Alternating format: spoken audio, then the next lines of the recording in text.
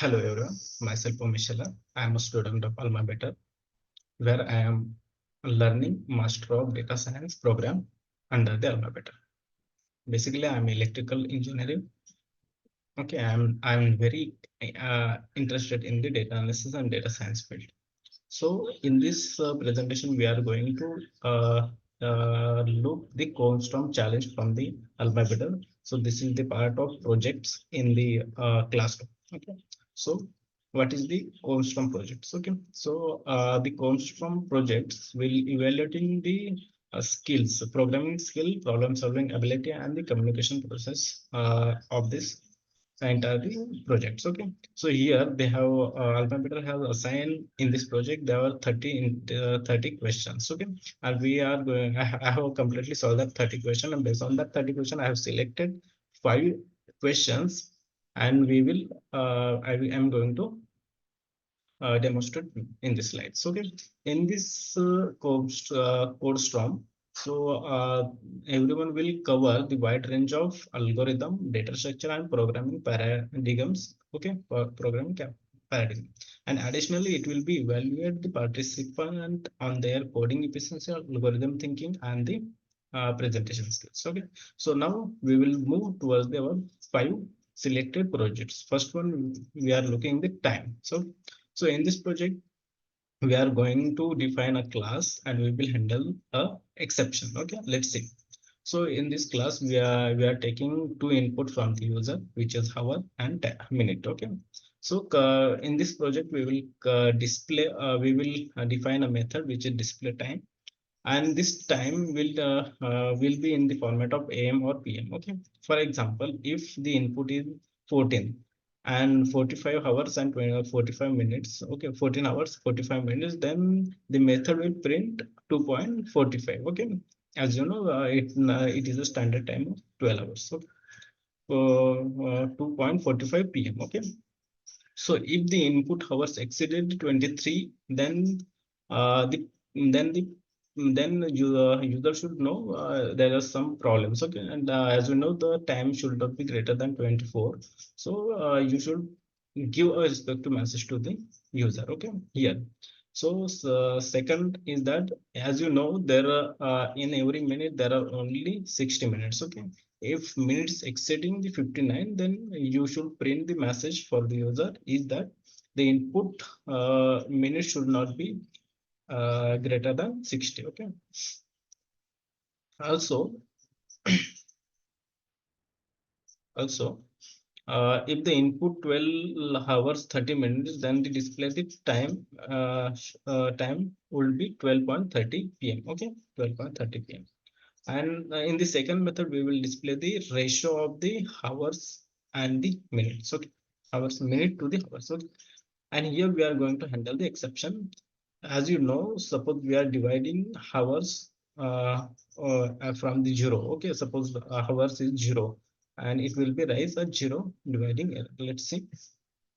I'm going to demonstrate this here. Okay, so here in this project we will look. Okay, I have constructed this project. Here I have created a class which is time, and I have created init method to take input from the user, which is hour and minute. Okay, I have initialized it with the self keyword, and then we need to create 2 methods. Okay, first one is display time, and second one is display ratio. Okay, display ratio.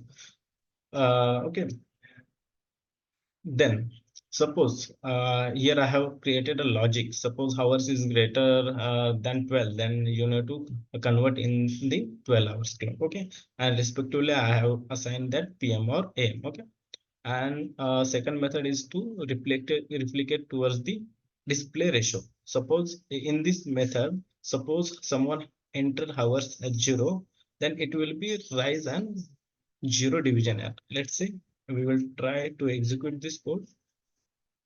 I have created this is the instant of object of this class, which is T1, and I have called that methods. Okay, so these are some samples we can execute.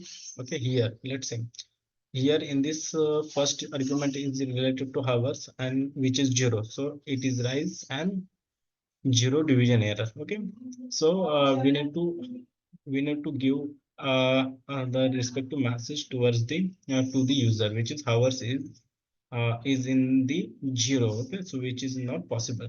So I have given this result. Okay, so second, if I write 4 year, then it will be give me the respective answer. Let's say what was the answer.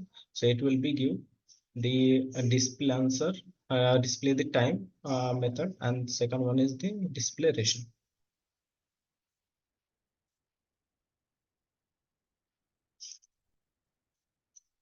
So this is very very logically concept, and you can get here to your skills in the advanced Python concept, which is classes, object oriented programming language, and second one is that you can handle also here exceptions. Here I have cached that exception in the try block, and I have put that expression in some result. Okay, and second one is that exception. Okay, suppose I have no this exception will came to the zero division error. I have already implemented this, so I got this as so I have written if that exception zero cross error, zero division error, then user should be get this message.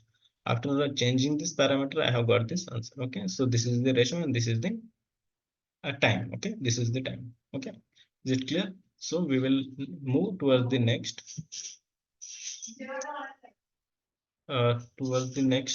challenge.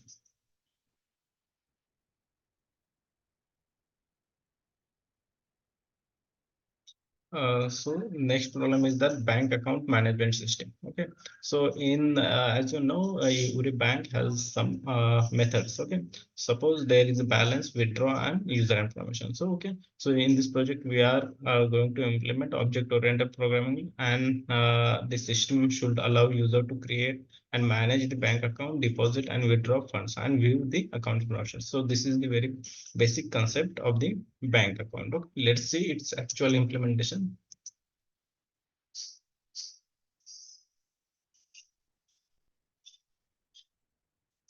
So here, okay, so this is the project. So this is the problem statement where how the actual bank is work. Okay, so initially you need to define the bank account as a class name, and in the class name you need to pass the name of the particular account holder, his account number, and it is the opening balance of the account holder. Okay, so I have initialized that this parameter, and then I have created a three methods which can take a deposit from the user from that account holder, and he can withdraw. As we know, whenever we are going to the in ATM, we can withdraw lots of money. Okay, so whenever you withdraw your money, then it should be reduced from your original balance. Okay, and whenever you add amount, so it will be add your original balance. Okay, so here I have created account from 100 rupees of balance. Okay, then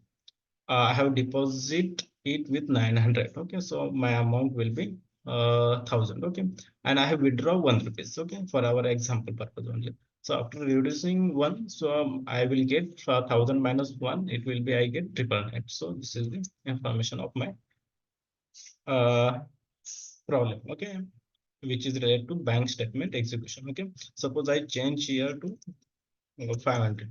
Okay, 500. So my balance will be 500 plus 900 will be 1400. And after I reducing 1400 minus 1, so I will get 13.99. Okay. So next will be a stock filtering. Okay, so suppose this is also one important concept in the stock market. Suppose you want to define a stock market based on some different criteria. Okay, so the you can select some stock which is based on your criteria. Based on, so we will check that the criteria. Okay, suppose you are working for a company that deal with the financial data, and you have been given a list of candidate dictionaries where each dictionary contains the following information such as stock name, ticket symbol, price, and the percentage change in the price. Okay, So your task is to create a new list of dictionaries where the dictionary contain only the name and the price. Okay, so you need to create a dictionary based on the name and price, but only for those stock where the price is greater than 100 and the percentage change is positive. Okay, so this is the criteria. Okay, you need to select the dictionary. There are multiple thousands of dictionary in your system, and you need to just filter that dictionary based on the that price and the percentage change in the percentage change. That percentage should be in positive. Okay, so you must let's see what how to implement this.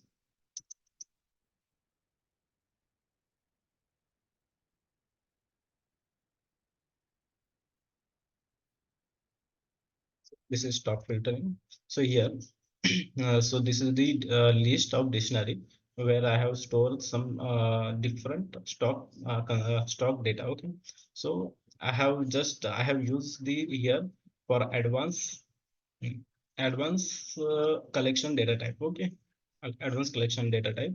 Here I have just used that concept, and I have with the help of if condition, I have changed that criteria that change should be greater than zero and price should be greater than zero. That should be stored in my data. Okay, and this list from this list of stock, I change. I required only name and the price of the stocks. Okay, so earlier my stock is this. Okay, earlier my stock is this, and I want those who has the price is greater than 100. So we and that their percentage change should be greater than zero. So here this is one minus, so it should be not came. Okay, and this one is stock price will be less than 100. Okay, so we need to select first one, third one, and fourth one. So this is the program, and there after executing that we are getting this result. Okay?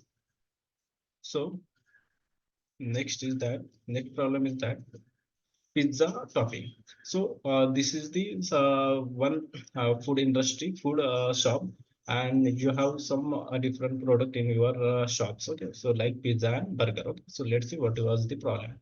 So you have to list one containing pizza topping and the another containing the burger topping. Okay, you need to create a new list that contain all the topping from the both pizza and the burger topping list, but only if you have more than five character of the name. So this is the funny game. Okay, it is like a game. You need to get that particular name of the product is greater than five character. Then you need to select in that product in your new list. Okay, so let's see what how I have implemented. Okay, so here. Okay, so in this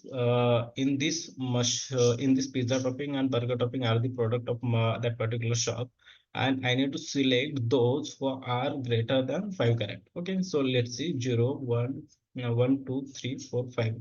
Okay, so it should be greater than 5. Okay, so it should not be including five. So I have deleted this.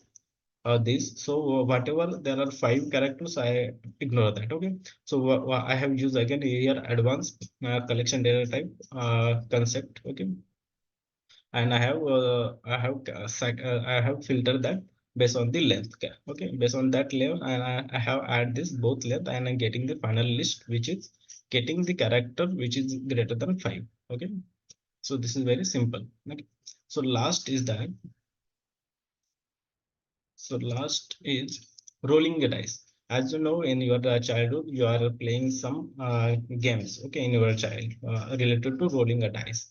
Okay, very this is very famous game. Okay, so we are today we are like to demonstrate how that role is working. Okay, so here we are import one additional libraries from the Python, which is random, and we will create a random generate a random number from that, and we will show that number in the in this problem. Okay, so the random model is a built-in Python module that provide us a suite of function for generating random number and sequence. This module is often used to application where the randomization is important, such as games, simulation, and the copy graph. Okay. Task is that you need to learn about the module function and the upcoming classes. Let's see.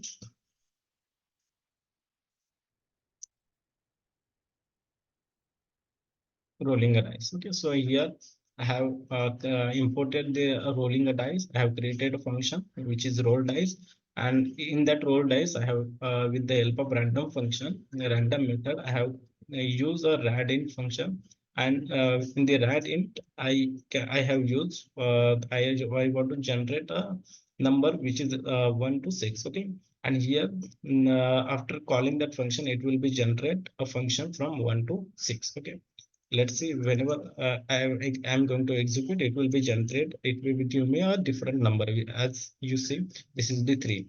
Again, if I execute, so it will be 4. Again, I am going to execute, so it will be different number, which is 6. Okay, so it is giving me a number from this range, or 1 or 6. Okay, so this is the concept behind the game which are playing in the roll dice game. Okay, as that this game also in your mobile application. So in the mobile application also, behind this type of code are running.